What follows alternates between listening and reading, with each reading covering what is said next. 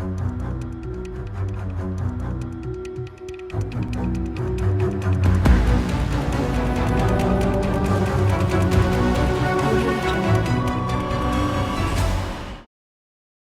have all probably heard the phrase lady killer. Well, today we look into the life of a man who had a thing for charming women, got them to fall for him, then beat and abused them and eventually ended their lives. Welcome to YARO Crime. Today we'll be taking a look at the case of Shawn Grate. Before we continue, make sure you like the video and subscribe to the channel to stay up to date with our latest videos. Now sit back as we take a look at the thrilling story of the House of Horrors killer. Our story begins with a distressing 911 call about a woman being held hostage, and upon the arrival of the police, an unimaginable scene emerged that would terrify even the most hardened police officer. Upon their arrival was a partially bound woman covered in bruises and blood. After the attacker and victim were secured, the police carried out a thorough search of the house and discovered a decomposing body in an upstairs closet that was also bound and gagged. They later found another decomposing body covered in clothes. The questions on their minds were who these women were, what had been done to them, and who this man was who had carried out such a horrific act. The man was later discovered to be a homeless drifter by the name of Shawn Grate. Even after he was brought for questioning, the suspect did not deny, but rather confessed to all the crimes and even confessed of other crimes, and even led the police to another body in a burned-down house, not too far from where he was arraigned. Who really was this man? Born on the 8th of August 1976 to Terry Grate and Theresa McFarland. Theresa is said to have just come out of an abusive marriage and was an exotic dancer when she met Shawn's father. But their marriage would later come to an end on the 6th of August 1982, which was 2 days before Shawn's 6th birthday. Theresa later left her family in Ohio to be with a man in Kentucky. This did not ever sit well with Shawn, as he was said to have disliked his mother's boyfriend.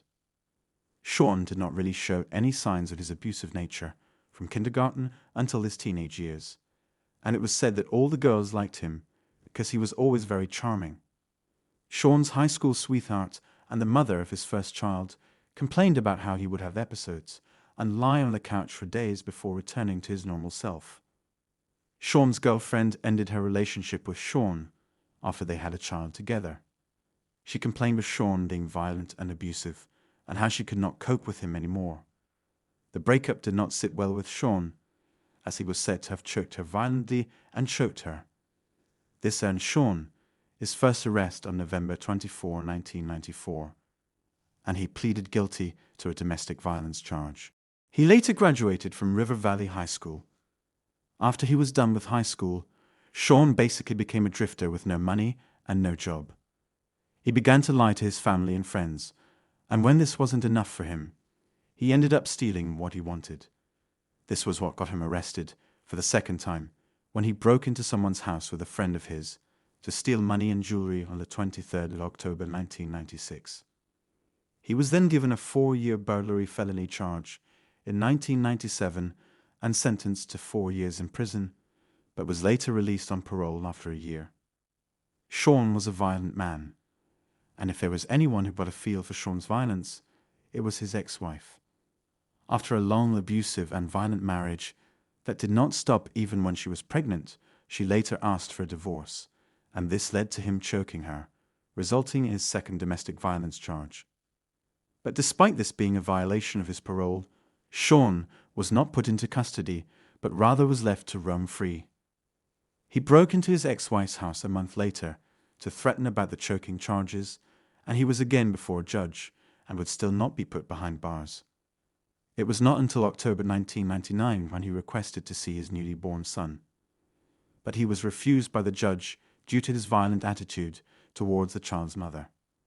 Frustrated, Shawn decides to break into his ex-wife's house and threaten herself and her mother with a knife.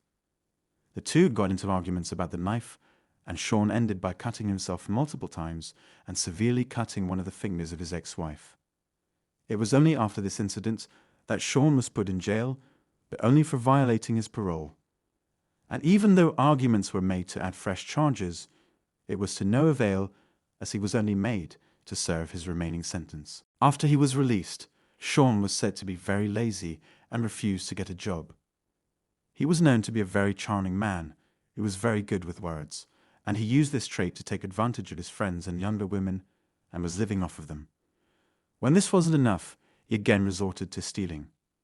Shawn continued his nomadic lifestyle, meeting and living off young and vulnerable women.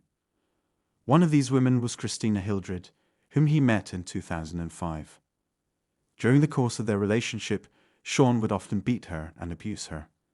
This continued for a while until one day, while he was beating her up, she raised her hand and tried to defend herself, and Shawn broke her hand. He then took her to the hospital, where they lied that she had taken a fall.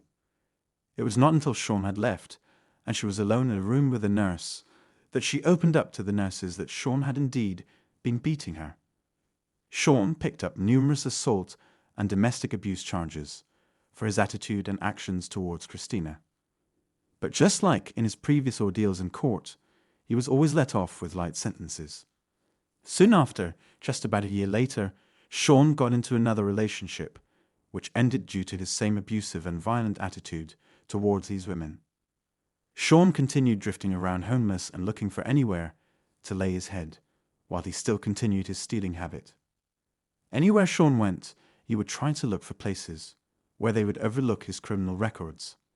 One of these places was the Ashland Salvation Army, where he met his soon-to-be rape victim, who was only known as LS for her safety. After they had met, they soon developed a liking for each other, and LS reported that she soon grew fond of him, as they took long walks, studied the Bible together, and sometimes engaged in a game of tennis. Despite several sexual engagement attempts by Shawn, their relationship was said to remain platonic, and they refused to exchange phone numbers.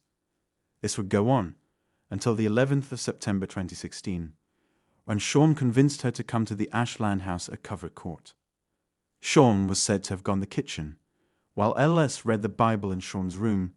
When he returned from the kitchen, his countenance had changed, and he pulled the Bible away from her hands and told her he was not letting her go anywhere. When she resisted, he beat and strangled her. He then went ahead and bound her in several weird positions, including one that was allegedly intended to strangle her to death if she attempted to break free.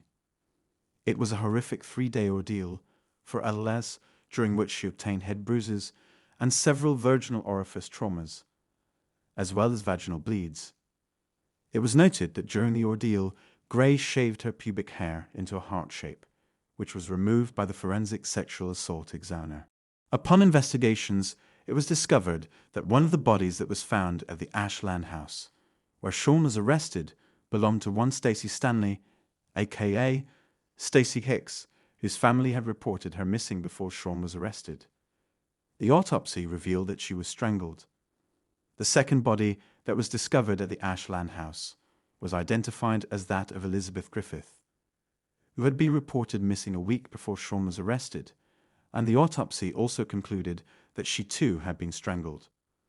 The body that was found behind the burned-down house was identified as Candace Cunningham.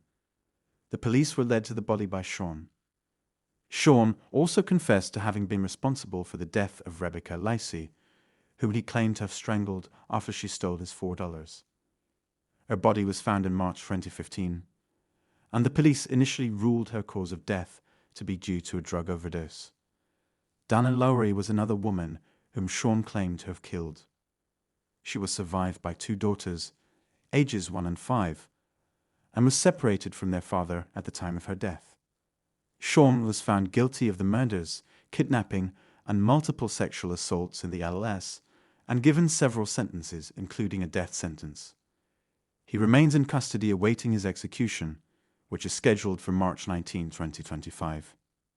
Shawn was a psycho who had developed an appetite for abusing and killing women, and should have never been let roam the streets and cause so much havoc. He should have been locked up a long time ago. Maybe, if he had been, some of the victims would still be alive. Thanks for watching. Let us know what you think about this case in the comments, and please do not forget to like, share, and subscribe. We'll see you in the next video.